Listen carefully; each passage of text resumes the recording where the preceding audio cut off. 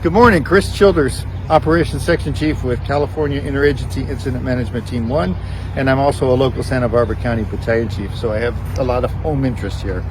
Let's talk about the Alisal Fire. We're having some good luck. We've had a lot of hard work done by a lot of firefighters, and the aircraft has been a huge help. We've got 15 or more aircraft on the fire, including some that could drop at night, and so the last 3 nights we've been putting a lot of water on this fire, and therefore it's looking much better. So let's take a quick trip around the fire on the map. Start at the top here. The point of origin is in Division Alpha. With fire burned the first night, as I've told you about it, very strong and hard to the east with a northwesterly wind flow.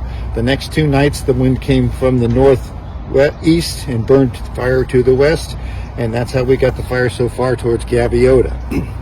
Since then we've been able to control the top on Camino Cielo with direct line and some firing, and then some direct hand line all the way around to the east side of the fire, where we tie into the younger fuels of the 5-year-old burn scar from the Sherpa fire.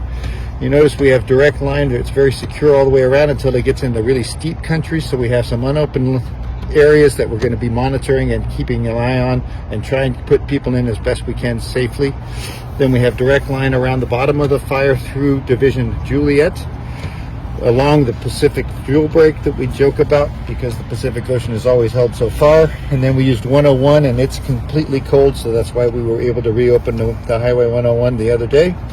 And you see we have some hand line and some direct dozer line constructed out towards Gaviota, all holding very well. Then we have it in the rocks and in the cliffs again, so we don't have it lined, but it's pretty much out in the rest of Division Lima.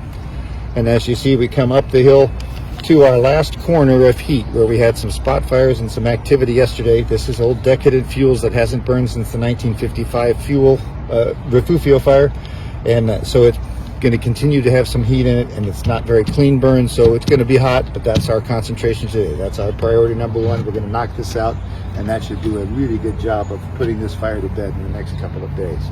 And I will keep you updated, so thank you for listening.